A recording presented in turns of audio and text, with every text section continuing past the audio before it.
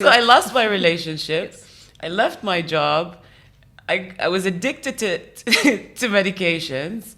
And then I had to go through the whole withdrawal process of that. Oh my, yeah. So it must have been fun. was a great Right? time. Yeah. Oh my God. Especially when I got high blood pressure. I was like, woo, let's go. Adulthood. Adulthood. But it shouldn't be this way. No, it should not be this way.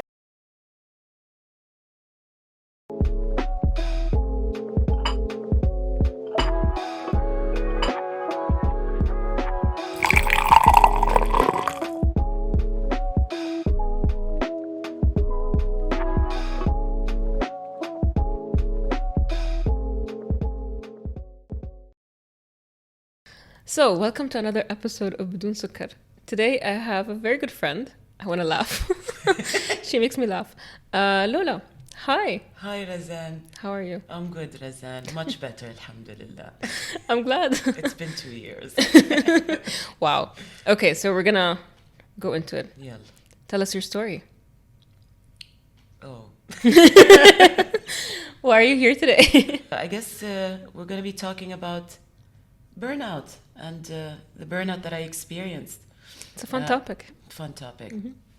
Good times. Good times. Yeah. So maybe a little bit of background. I used to work for I'm not going to say the name of the company, obviously, but let's just say it's in the aviation industry. And I worked for them for 7 years, and it was going really well for a while. Until I had a nervous breakdown. Wow. At the end. Okay, it's not a laughing matter. It's not. By the way, this nervous laughter is also a trauma response. Oh. Okay, guys, this episode is sponsored by Trauma Response. I loved my job. I loved doing what I did. It was challenging. It was new to me.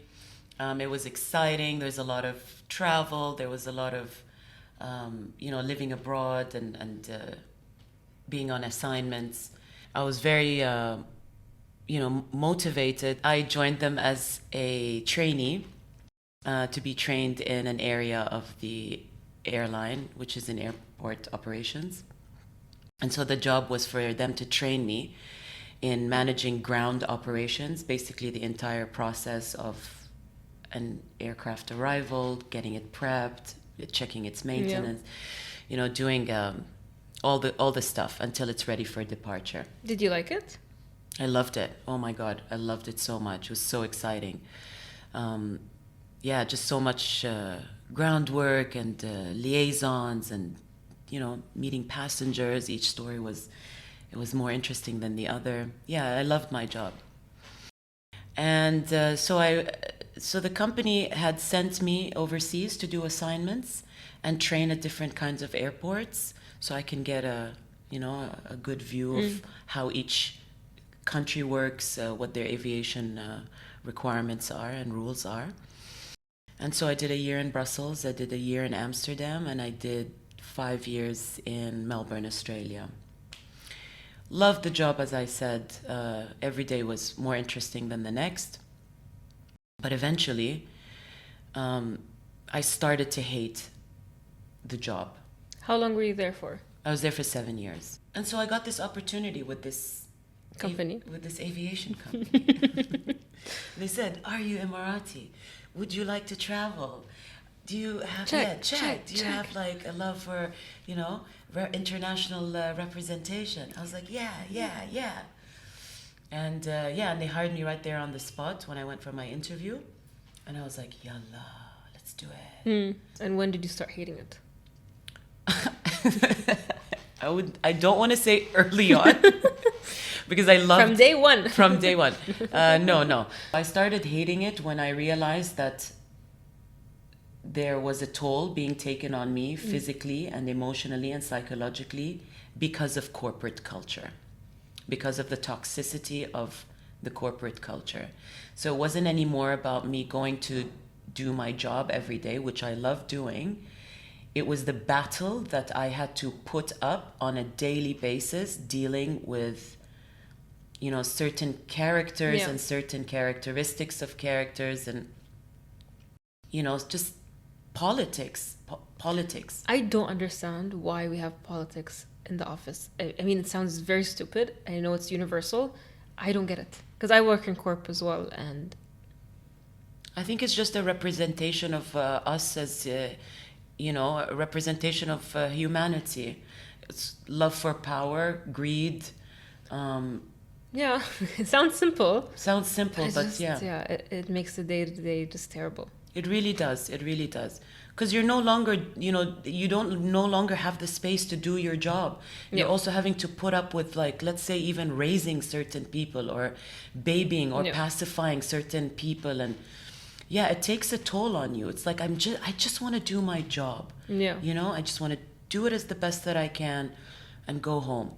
But then, yeah, I guess I suppose what that could be like. How could that happen?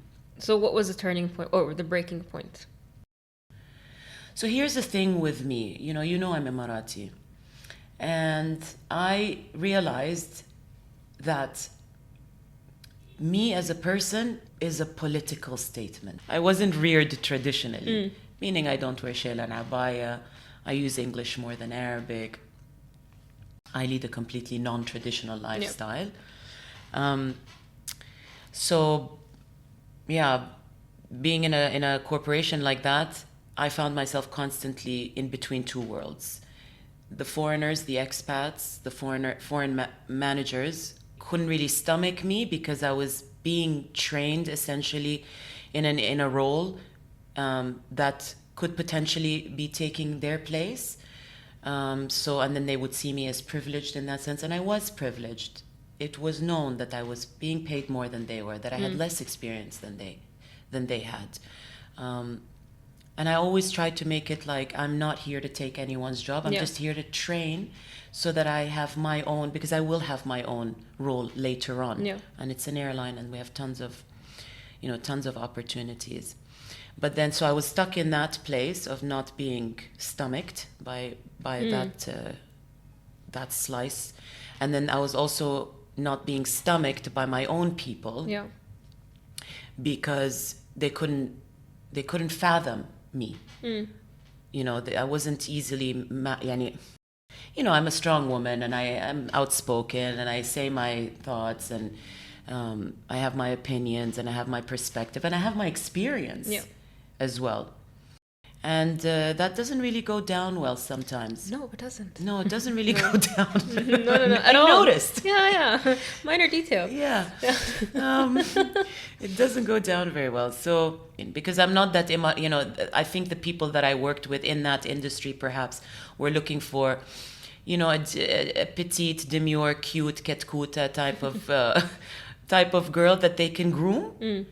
To become the lady representative that they are looking for. Yeah, non-threatening lady representative that they're looking for to represent their airline. And here I am, freaking, أمي مصرية بقى اسكندرية, like أيوة. Yeah, عايزين إيه, Yeah. So, taking no bullshit from anyone. From anyone.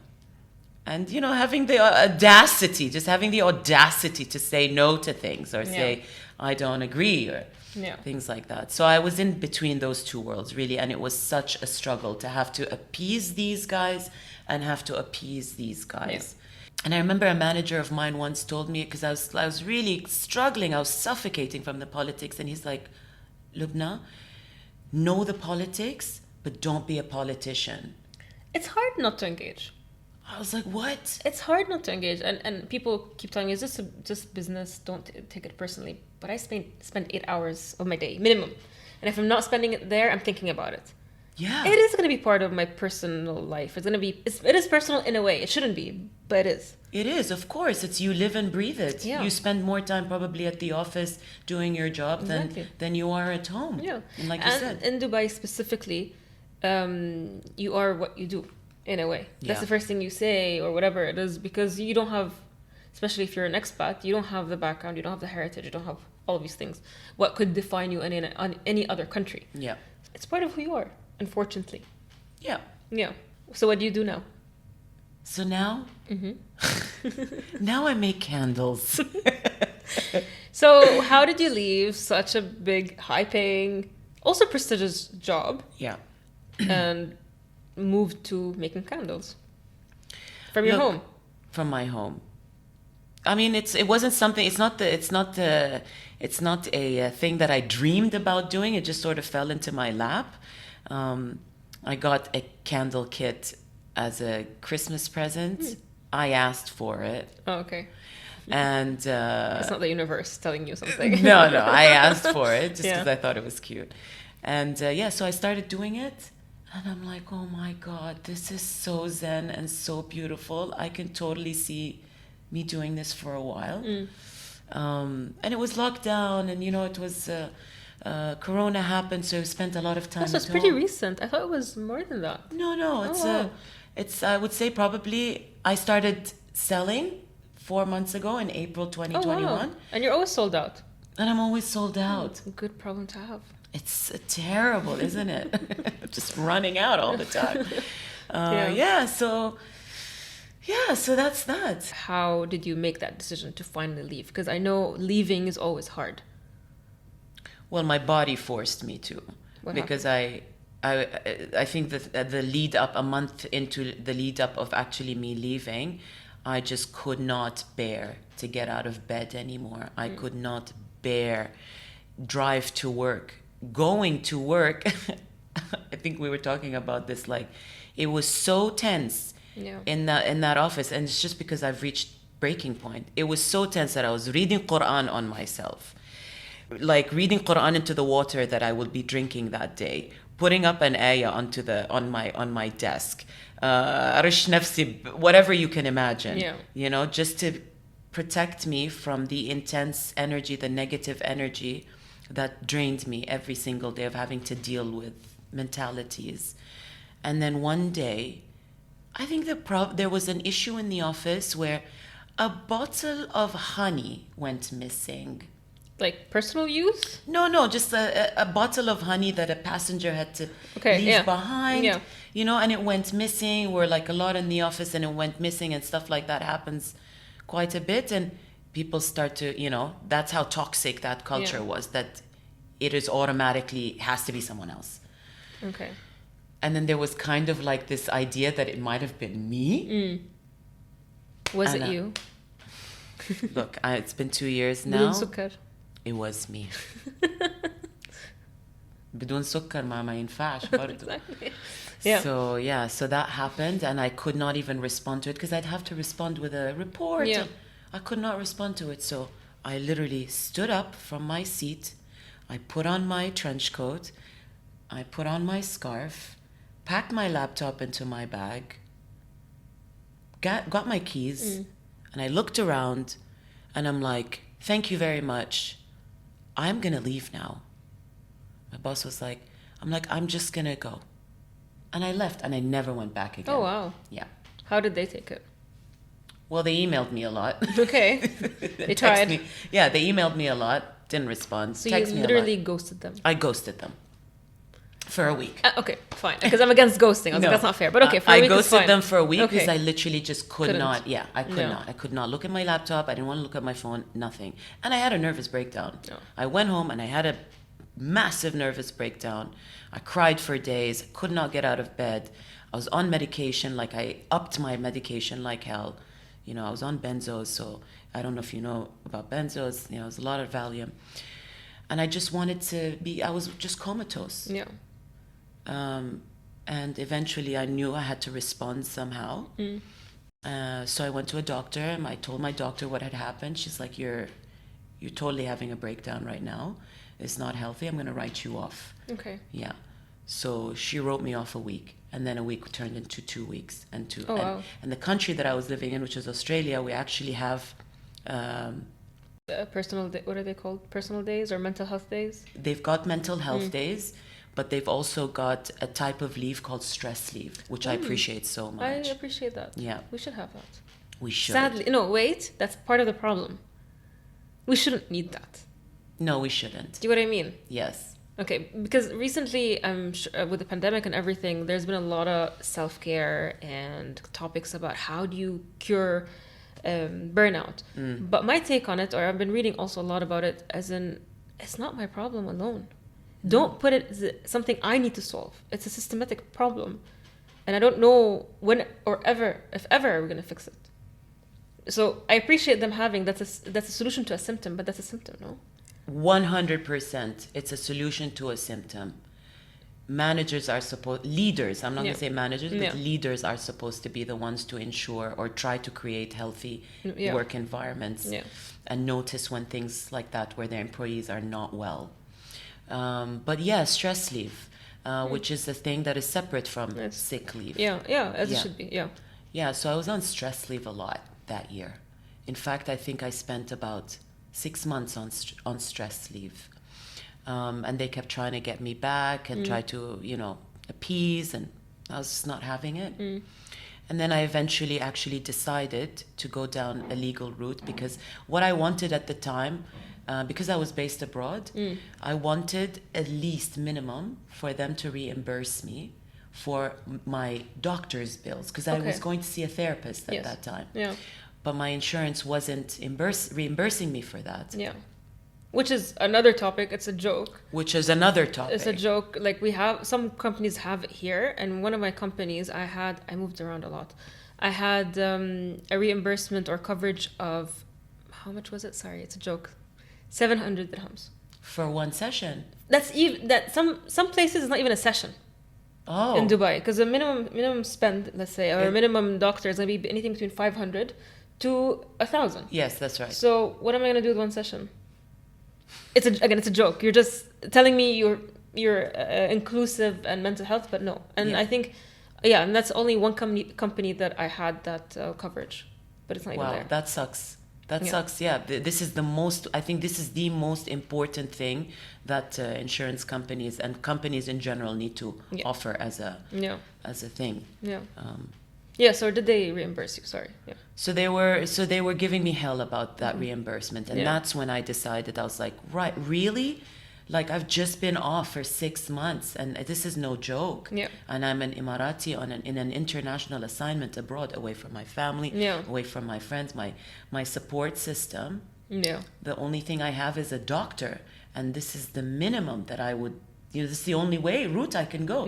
You don't want to reimburse me for that? I wonder why. I wonder why. I wonder why. And that's when I had to go legal, and it wasn't personal. It wasn't personal. Not at all. It wasn't personal, but and I got reimbursed. Okay, good. But that added a shit ton of extra stress on me. God. But I thought at the time, because that would have taken a lot of time as well, and money. Actually, no. In Australia, they have this really great system of, if you do go down any kind of legal route, they have a system called no win, no fee. Oh, nice. So if you don't win, you don't pay. I like that. So, so having to go down a legal route because of burnout added even more burnout. And as a result, I lost my long-term relationship. My partner left. But why would they leave? That's another story. Okay, another podcast. More content. But because of the intensity of the so the impact on you, the impact on me, and the impact on the relationship, course, because we spent a year with a lawyer. Oh God, And eventually, it just got to a point where, khalas. I think if you're unhappy at work, again, we spend a lot of time in it. It seeps into everything else. That's my take on it. 100%. Yeah, your mental health, your physical health, your emotional life, your family. It affects your family, your friends. When you're a stressed out person, your friends probably hate you. You know, I don't know. Do they? I don't know. No, I felt so. This year, I took on more role because my manager and my colleague both went on maternity. Thank you, ladies. Oh, lovely. At the same time. Oh, wow. And someone else quit in my team. Oh. So I was covering for 3 and me. And even before knowing that I have to do that, it was already building up, because I knew the amount of crap that I would have to deal with, and the politics and everything. So I was pre-stressing the stress that I will be in. Yeah, right. And this has been one of the hardest years in my work. It just... And then on top of that... I felt I was getting toxic. And I was being that angry person at work. And I'm a very expressive person with my emotions and anger. And I apologized to my team, and I said, I'm sorry for being toxic. I know I'm being toxic, but I couldn't That's keep it amazing that you would even notice and say that. I would appreciate someone. But I won't remove the impact. I felt awful. Sure. I don't know. I mean, maybe, yeah. Yeah, you feel awful, of course, to behave in certain ways, but still, I would say, good on you for at least owning up to it. Imagine being toxic and then not even owning up to it. And or the opposite. Or denying it. Denying it and doing it even more. No, I noticed something in Dubai. I don't know if this is all in the entire region because I only worked here. Is I think managers don't get groomed correctly. There's more than just doing more work. There's people management, and we don't. Right. I think they become managers at a very young age, and they're quite immature. And having a toxic manager is, especially in the beginning of your career, which I had, is a very I don't know how to explain it. It just ruins you. Yes, it has a very bad impact eventually. Yeah, a lot of managers, we all know that, are inexperienced. I was a manager.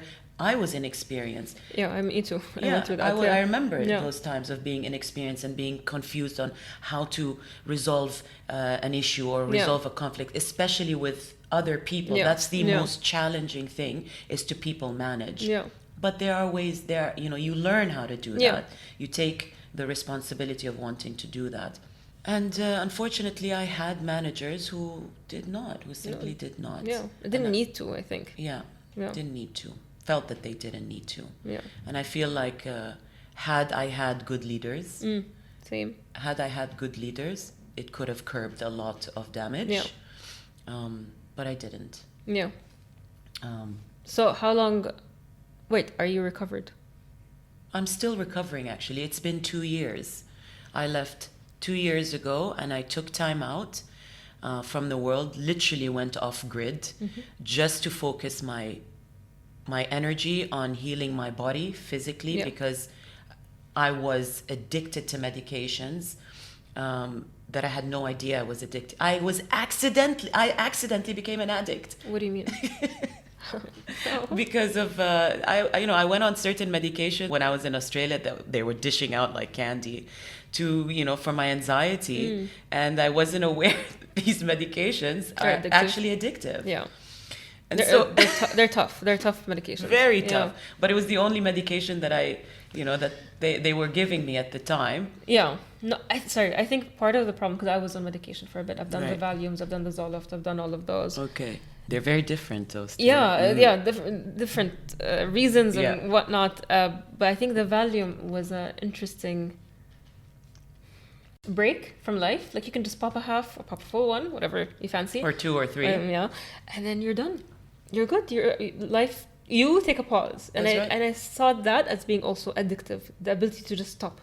Yeah. I don't want to deal with this. To space out. Yeah.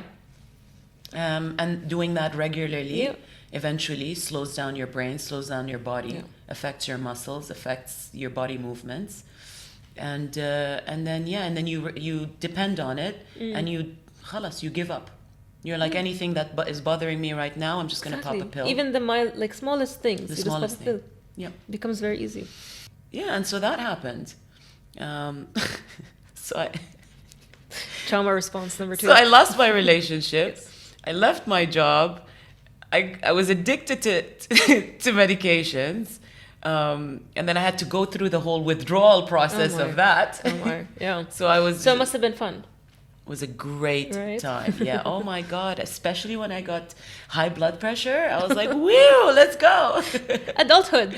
But it shouldn't be this way.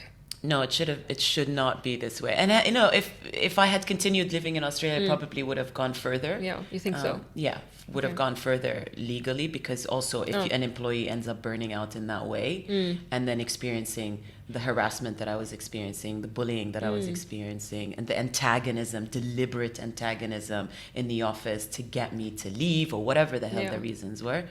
Yeah, there are routes you can take for that.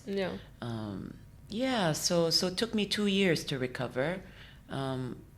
Went off grid, focused myself on, healing that addiction and healing my body again and my mind. Did a lot of the usuals, you know, the yogas and the meditations and the all the breath self-help. work, all of the self-help stuff. At least I got my sleeping normal again. And yeah, just focused on that, you know, learning from my mistakes.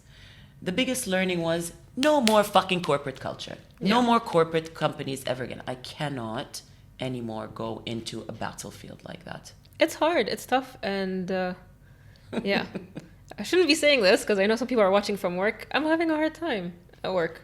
And I'll give you another example from another job, which was also toxic. So my dad passed suddenly in 2017. I'm sorry. And I was his caregiver. And I was in this job, and I had a new manager come in, so I had to explain to her like what I'm going through. And I'm very aware. And I was the least productive person, you can't. You're like, why should I care about a Coca-Cola brief when my dad just passed? Right. You know, again, back to advertising agency. It was really hard to come back. And I was very aware of it, and I told her, and I was terrible. I was a terrible employee. Did you take time off? 10 days, and then they made me pay for it. Pay for it? Because non-Emiratis don't get bereavement days. So I didn't have vacation days or something like that. Okay. So I had... Anyway, so I was going to therapy. So I self-heal a lot. So I go to therapy. I took medication, all of that. And then I was like, I think I'm really depressed. Yeah. And I'm really, really struggling. Yeah. That must have been so difficult. She looks at me. Sorry. It was difficult to do because to admit that you're... Okay, I'm waiting for it. She's like, did you take your vitamins? I was like, bitch, where do I start? Did you take your vitamins? Yeah. Did you take your vitamins? No. Oh, shit. Well, fuck you. Yeah.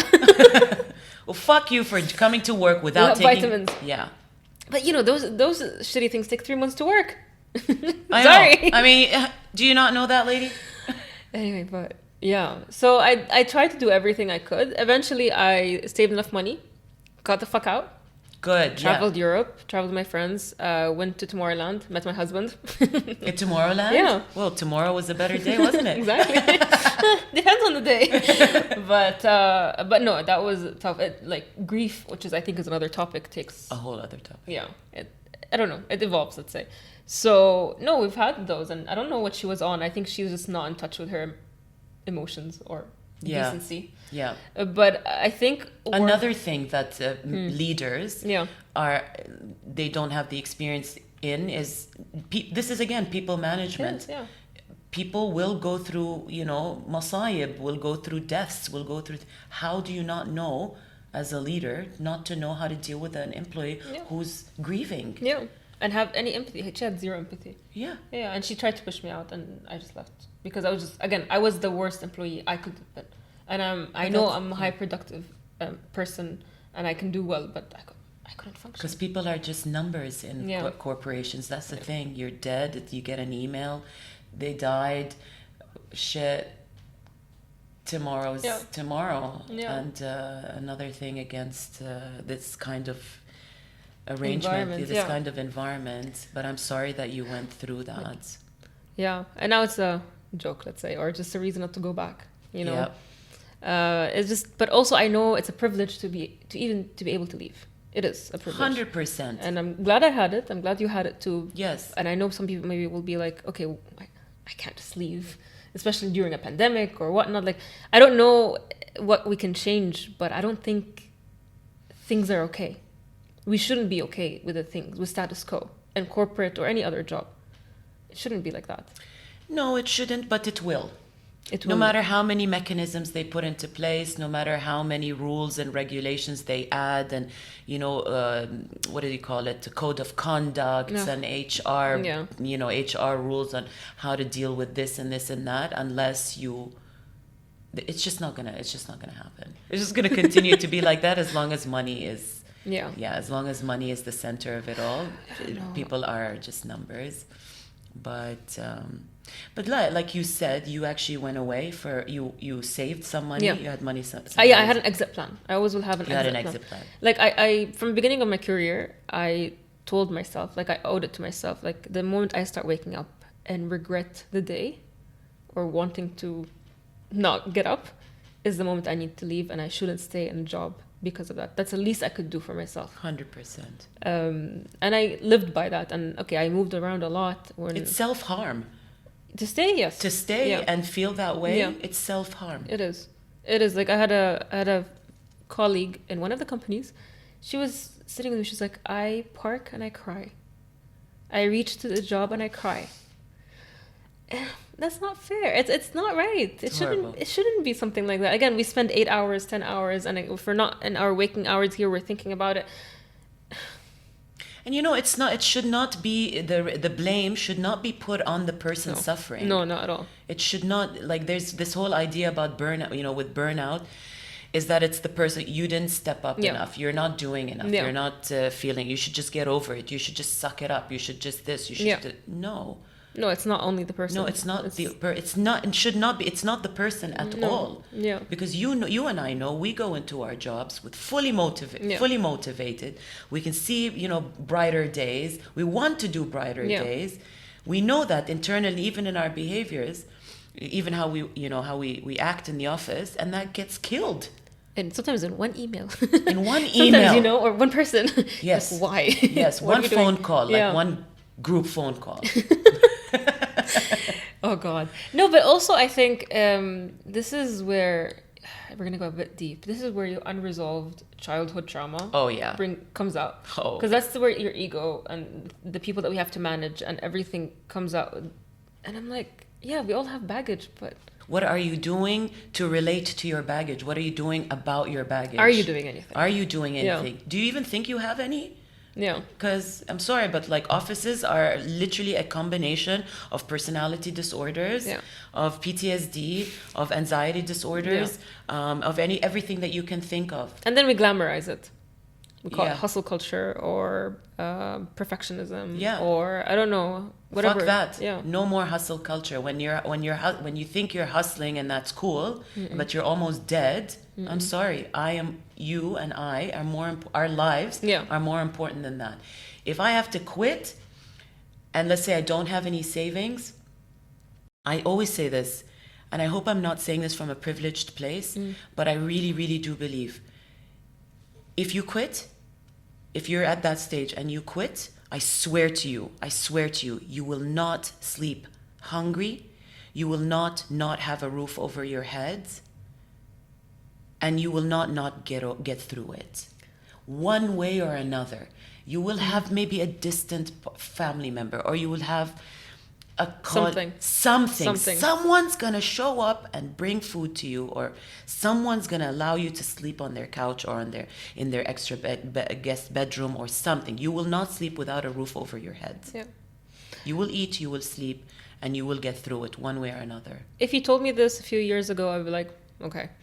But I think ever since I lost Dad, especially during my toughest time, I felt, and I'm going to sound so hippie right now, but deal with it. No, it's okay. The universe, or whatever power you believe in, or whatever function, brought me people that I needed to meet.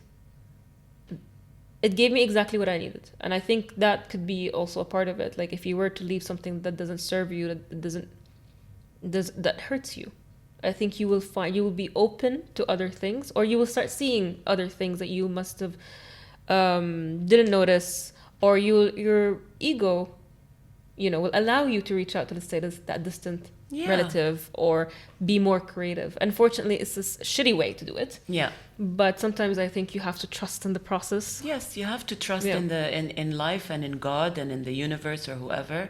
And when you make an active decision to leave something that is abusive and harmful to you, could be a relationship, could be a job, then you create space. You create space for the thing that is for you to come towards you. Otherwise, it's not going to come towards you.